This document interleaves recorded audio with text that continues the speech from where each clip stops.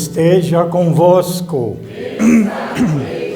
Proclamação do Evangelho de Jesus Cristo segundo Marcos. Glória a vós, Senhor.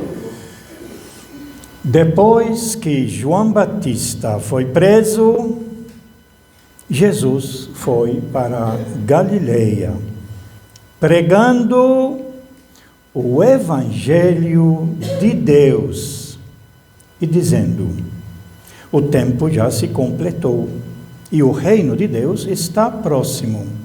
Convertei-vos e crede no Evangelho. E, passando à beira do mar da Galileia, Jesus viu Simão e André, seu irmão, que lançavam uma rede ao mar, pois eram pescadores. Jesus lhes disse: segui-me, e eu farei de vós pescadores de homens. E eles, deixando imediatamente as redes, seguiram a Jesus. Caminhando mais um pouco, viu também Tiago e João, filhos de Zebedeu. Estavam na barca, consertando as redes, e logo os chamou. Eles deixaram seu pai Zebedeu na barca com os empregados e partiram, seguindo Jesus. Palavra da salvação. Glória a vós, Senhor.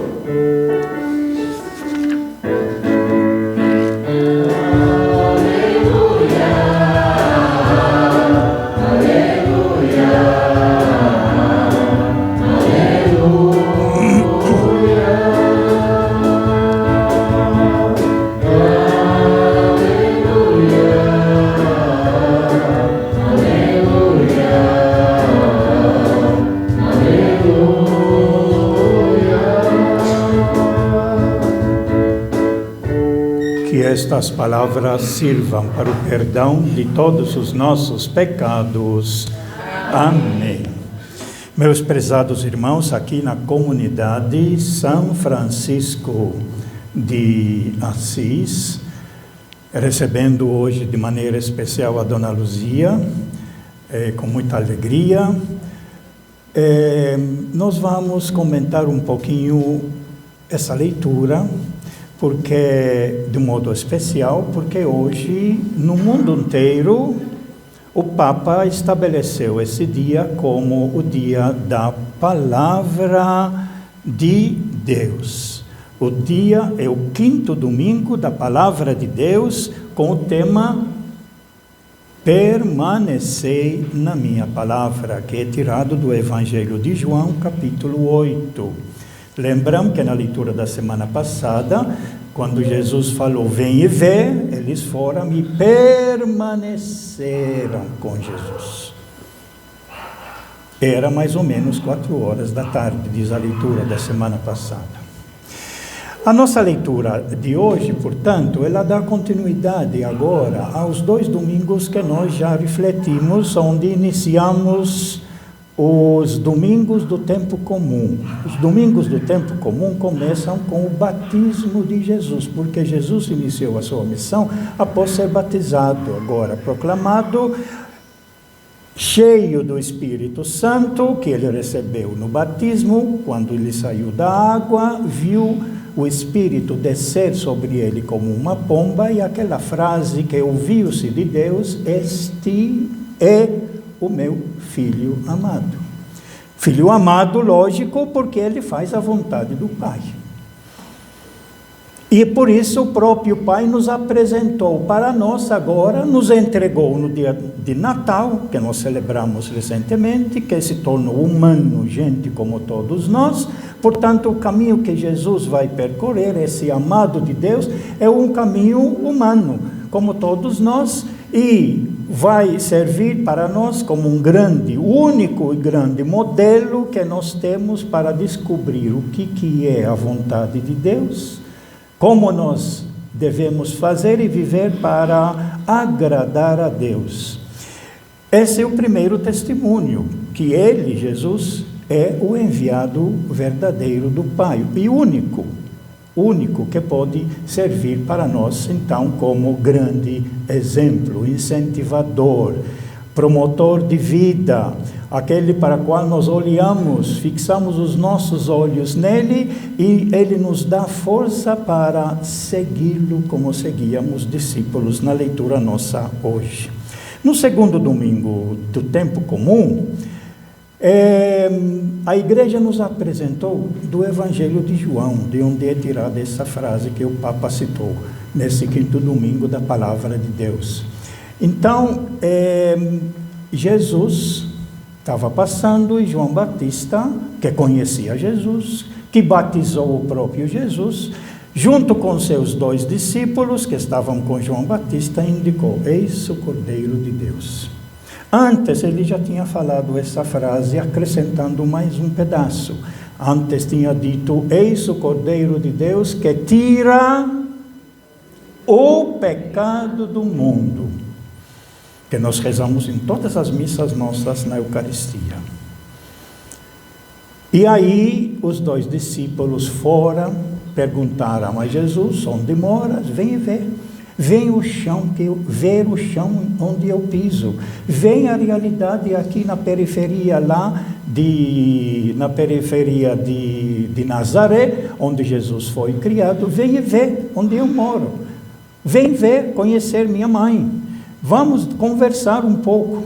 E aí, nessa conversa que eles tiveram, permanecendo o dia todo, eles conversaram sobre tudo. Sobre a ansiedade que cada um deles tinha. Eles eram homens, gente preocupados com a situação do sofrimento do seu povo. E com certeza foi um dos assuntos que eles discutiram.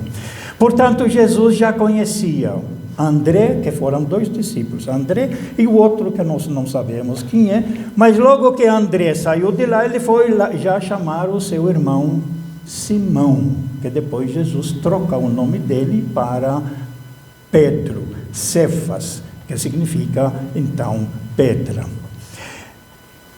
O segundo testemunho: primeiro testemunho, Deus diz: este é meu filho amado.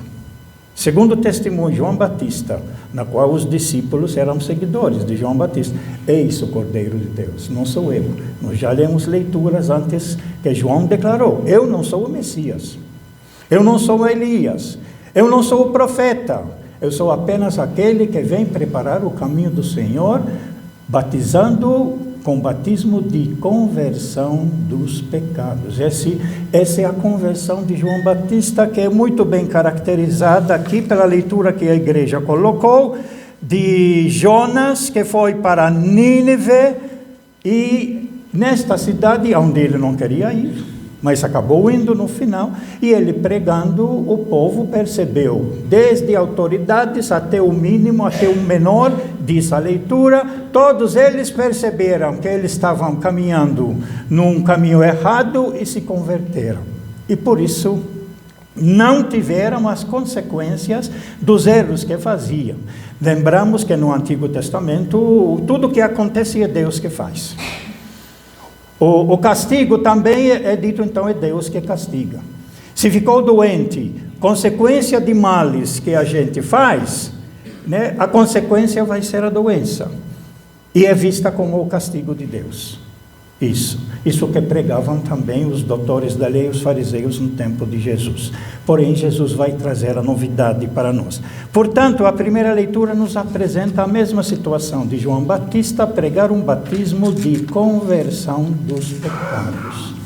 E agora nós temos na leitura nossa hoje exatamente Jesus, após ser batizado, após passar pelas tentações, 3 tentações, e vencer, feita de maneira resumida pelo evangelista Marcos, leitura que nós vamos ver logo em seguida, no primeiro domingo da Quaresma. E aí Jesus inicia então a sua missão. E a leitura nossa exatamente diz isso, depois que João Batista foi preso. Portanto, a missão de João Batista agora já está encerrando-se, porque ele veio apenas como preparar. Mas a prisão de João Batista já indica o que vai acontecer com Jesus mais tarde, e o que vai acontecer com os seguidores de Jesus mais tarde ainda, com os apóstolos, que a maioria deles também foram presos, como Jesus foi preso. Então, depois que João Batista foi preso, Jesus foi para a Galileia. Veja bem, João Batista estava batizando, segundo o evangelista João, no Rio Jordão, numa aldeia que era chamada Betânia, além Jordão, que fica mais ou menos uns 32 quilômetros de Jerusalém, onde João Batista deveria estar no templo servindo, fazendo sacrifício. Ele largou tudo, foi lá em Betânia, do outro lado do Rio Jordão, batizando. E Jesus foi lá sendo batizado por ele. Portanto, Jesus saiu aonde estava batizando João, porque foi preso João Batista, e ele foi para, então, diz aqui, a Galileia, perto do lago. Pregando, e aqui é interessante perceber uma novidade que só aparece no Evangelho de Marcos, pregando o Evangelho de Deus. A palavra Evangelho é traduzida por boa nova, a novidade que Deus traz. Pregando o Evangelho de Deus. Portanto, o Evangelho não é de Jesus Cristo. O Evangelho é de Deus. Jesus vai ser o seu mensageiro. Aquele que traz para nós de Deus a boa nova. Jesus é o próprio Evangelho. Jesus é a própria boa nova de Deus. Ele nos mandou isso. Numa das leituras que nós lemos de Tito, acho que no dia de Natal, ele fala a graça de Deus. Chama o recém-nascido como sendo a graça de Deus. Aqui está chamando Jesus, o recém-nascido, que agora já é grande, o Evangelho. Ele é o Evangelho de Deus. Ele é, Jesus é a boa nova de Deus. E a igreja vai nos apresentar durante esse ano todo, na maioria dos domingos do tempo comum, para a gente conhecer quem é esse Evangelho de Deus, quem é esse Jesus, chamado o Cristo, o Messias, que no início, São Marcos, ele coloca Jesus, abre assim o seu Evangelho, Jesus, Cristo, ou Messias, o Filho de Deus. É isso que vai mostrar para vocês nesta boa nova, neste evangelho que vou escrever, mostrar quem é esse enviado de Deus, que é Jesus Cristo, que é o Evangelho de Deus. Portanto, a gente precisa entender um pouquinho. O Evangelho não é de Jesus Cristo, o Evangelho é de Deus. O Evangelho é de Deus. E Jesus é o seu Evangelho, mostrando para nós tudo que Deus deseja, o Deus verdadeiro e único que Jesus Cristo nos revela, porque já existia e já acreditavam num Deus, mas a maneira como eles, os doutores da lei e fariseus, acreditavam e pregavam para o povo, eles pegavam as partes do Antigo Testamento mais ruins, dizendo que Deus castiga, que Deus vai mandar para o inferno, que a doença é consequência do pecado que você fez e é castigo de Deus. Enquanto até no Salmo nosso hoje aparece exatamente o que vai ser aquele que é o Evangelho de Deus, que é Jesus Cristo. Veja bem, no Salmo que nós lemos: mostrai-me o Senhor vossos caminhos, vossa verdade me orienta e me conduza. Ele está pedindo para mostrar. O Evangelho nos mostra. Jesus nos mostra. E aí ele diz mais: mostrai-me o Senhor vossos caminhos e fazei-me conhecer a vossa estrada. Quem vai nos fazer conhecer a estrada de Deus, exclusivamente vai ser Jesus Cristo. Vossa verdade me orienta e me conduza. Quem é que é a verdade? É esse Evangelho de Deus, que é o próprio Jesus Cristo. Por quê? Porque sois o Deus da minha salvação. É o Deus que me salva. Porém, Ele vai me salvar agora enviando o seu próprio Filho para me orientar, para me esclarecer, para me mostrar esse caminho. De quem? Daquele que Ele enviou, que é Jesus Cristo. Recordai, Senhor meu Deus, vossa ternura. E aqui vai colocar o Salmo, aquilo que é essencial, que Jesus vai pôr em prática, que os fariseus e doutores da lei que ensinavam ao povo escondiam. E o Salmo vai dizer, o que vai fazer esse enviado de Deus? Recordai, Senhor meu Deus, vossa ternura, o que Jesus mostrou, e vossa compaixão, o que Jesus mostrou e confirmou, e estas são eternas, sempre. Deus é compaixão, desde sempre e para sempre. De mim lembrai-vos, porque sois misericórdia. E aquilo que Jesus essencialmente ele assume na sua vida, mostrando que apesar de tudo que nós fazemos, Ele é nosso Pai e quer sempre nos ajudar, por isso que Ele tem misericórdia de nós. De mim lembrai-vos, porque sois misericórdia e sois bondade sem limites, ó Senhor. É como uma mãe para com seu filho, pode errar, fazer o que for, não concorda com o que ele faz, porém é mãe e sempre vai correr atrás para ajudar o filho. Esse é o Deus que já está prometido aqui no Antigo Testamento, e quem vai pôr em prática e mostrar concretamente é esse enviado de Deus, que é o próprio Jesus Cristo, seu Filho, que celebramos a sua humanidade agora no tempo de Natal. E aí diz mais: o Senhor é piedade e retidão, e reconduz ao bom caminho os pecadores. Ele dirige os humildes na justiça, e aos pobres ele ensina o seu caminho. Tudo isso Jesus realiza.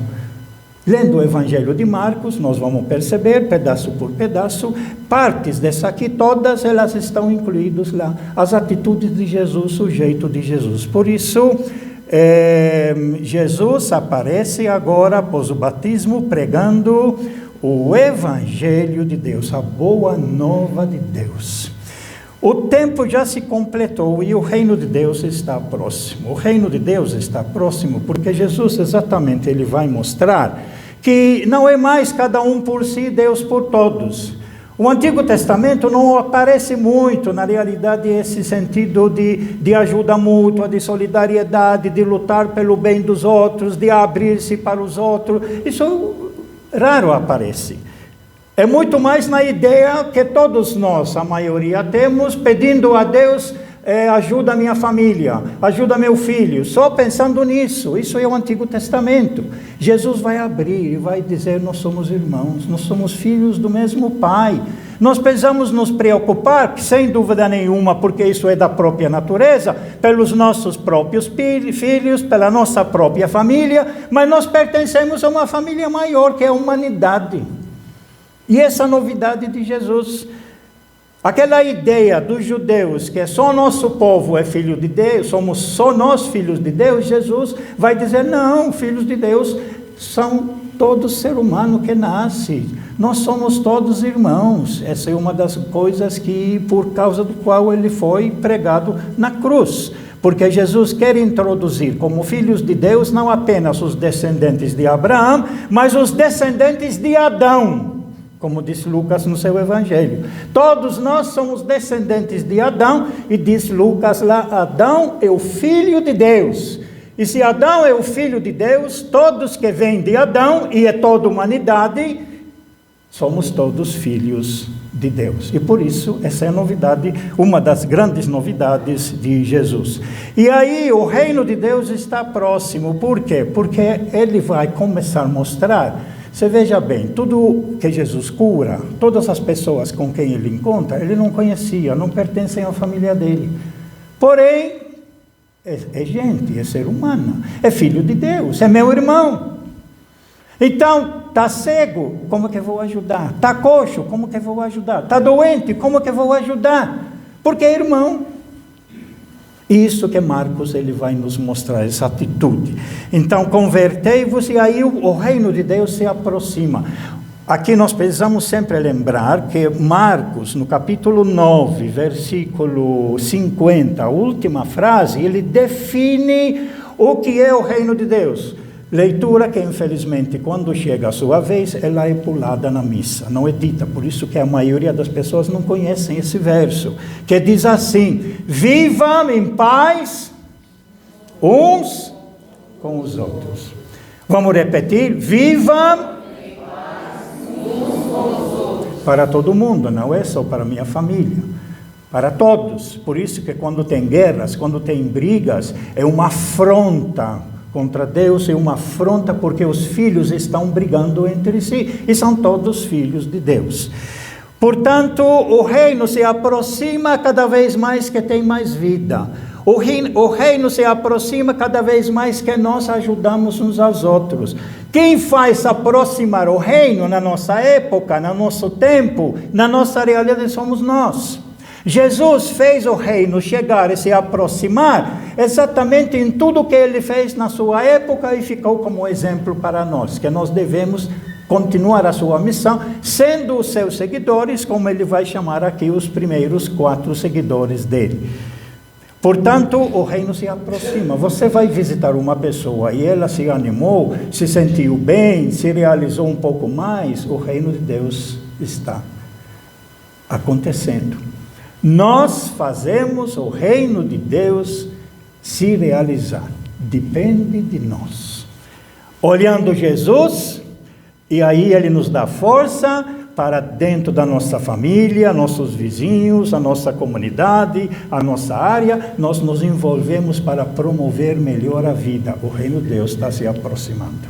E cada vez mais que tem fraternidade, comunhão, cada vez mais que nós conseguimos superar as doenças, o mal, mais o reino de Deus se faz presente. Nunca está 100% presente.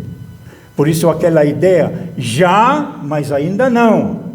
Consegui. Isso é igual ao estudante. Eu passei já consegui, mas eu preciso mais. Dá mais um passo, consegui de novo, mas ainda tem mais. Essa é a nossa vida que progride, cresce sempre nesse sentido. E aí, o pedido especial que Jesus faz, veja bem, convertei-vos e crede no Evangelho. Essa conversão aqui não é a conversão de João Batista, porque aqui o Evangelho supõe que as pessoas já se converteram pela pregação de João Batista, assim como fizeram o povo de Nínive, se converteram e Deus não castigou, agora podem construir melhor a vida. Essa conversão é a conversão de Jesus, que é arregaçar as mangas, faça alguma coisa boa, constrói a vida. Se alguém está doente, veja o que pode fazer para melhorar. Isso é a conversão de Jesus Cristo. Por isso que ele vai chamar agora os primeiros 4 discípulos para começar a formar um grupo, para começar a agir. E eles aprender que a missão nossa não é simplesmente eu e minha família só, que é muito importante, e a primeira tarefa nossa, porque isso brota da natureza e brota pelo nosso sangue de irmãos, de família, mas vai além, que nós precisamos construir essa sociedade nova, onde todos possamos viver em paz uns com os outros. Essa frase sempre tem que ser lembrada. O ideal nosso é construir a paz entre todos, para todo mundo, assim como que eu desejo para meu filho alegria e felicidade e sucesso se realizar, nós devemos desejar sempre que todas as pessoas consigam isso. Essa abertura que nós precisamos ter. Por isso que a ajuda nossa inicia pela família, mas não se limita para a família, mas vai além. Por isso criamos a grande fraternidade, a grande comunhão entre as pessoas. Então, a frase convertei-vos, esse converter, a frase que estamos usando na quarta-feira de cinza, ao colocar a cinza, convertei-vos e crede no Evangelho. A boa nova, Jesus, crê em Jesus, portanto, crê no seu projeto, crê no seu ensinamento, veja o seu exemplo, as suas atitudes e faça. Segue dentro dos seus limites, das suas condições. Cada um tem a sua capacidade. Portanto, a conversão que Jesus prega não é conversão porque errou, é conversão porque não está fazendo nada em prol da vida, em prol da construção da paz. Portanto, arregaça as mangas, veja o que precisa ser feito, junta-se com outros e faz. Poucas coisas, mas pode fazer. Um faz um pouco, outro faz um pouco, outro faz um pouco. E quando tem alguma coisa necessária de uma amplitude maior, nós precisamos juntar todos e lutar para melhorar a vida que vai servir para todos. A conversão de Jesus é um chamado para a gente assumir a nossa responsabilidade pela vida. da construção da paz. E aí nós temos o chamado dos 4 discípulos. Rapidamente, aqui dá para entender que Jesus simplesmente foi na praia, lá à beira do mar da Galileia, que é um lago, não é mar, é um lago, e aí eles estavam pescando e Jesus pegou: vem atrás de mim, vem atrás de mim. Não é tão assim, né? Se vier alguém na sua casa mais tarde, bater na sua porta e dizer: larga tudo, larga a família, vamos atrás de mim e assumir um projeto. Quem é que vai? Só se for louco. Então, por que é apresentado isso? Porque, na realidade, Jesus já conhecia Pedro. No Evangelho de João da semana passada já disse: você é Pedro, você é Simão, de agora em diante vou chamá-lo de Cefas, que quer dizer pedra. E por isso vem a palavra Pedro. Então Jesus já conhecia. E quando ele foi na praia do mar, vendo eles trabalhar, dizer: nós temos um novo trabalho agora. Pescar homens, pescar gente. Quer dizer, pescar significa o quê? Ajuda as pessoas a vencer o perigo. Aí tem o mar, né? O mar da Galileia. O mar simboliza de onde vêm todos os males. É alguma coisa desconhecida que está no mar, você não enxerga nada, tem o grande perigo. Então o mar era colocado como sendo o inimigo. De onde vem o inimigo? De onde vêm os perigos? E Jesus, ele vai chamar eles para ser pescadores de homens, quer dizer, para construir uma nova sociedade baseada na fraternidade, no amor, para vivermos em paz todos uns com os outros. Esse é o projeto de Deus. Essa é a leitura que nos apresenta hoje no terceiro domingo do tempo comum. E aí, de agora em diante, nós vamos ler textos, então, do Evangelho de Marcos. Por isso eu sugiro todos nós lemos o Evangelho de Marcos em sequência. Terminou, volta a ler em sequência. Terminou, volta a ler 3, 4, 5 vezes nesse ano, para a gente conhecer um pouco o roteiro que ele está querendo fazer.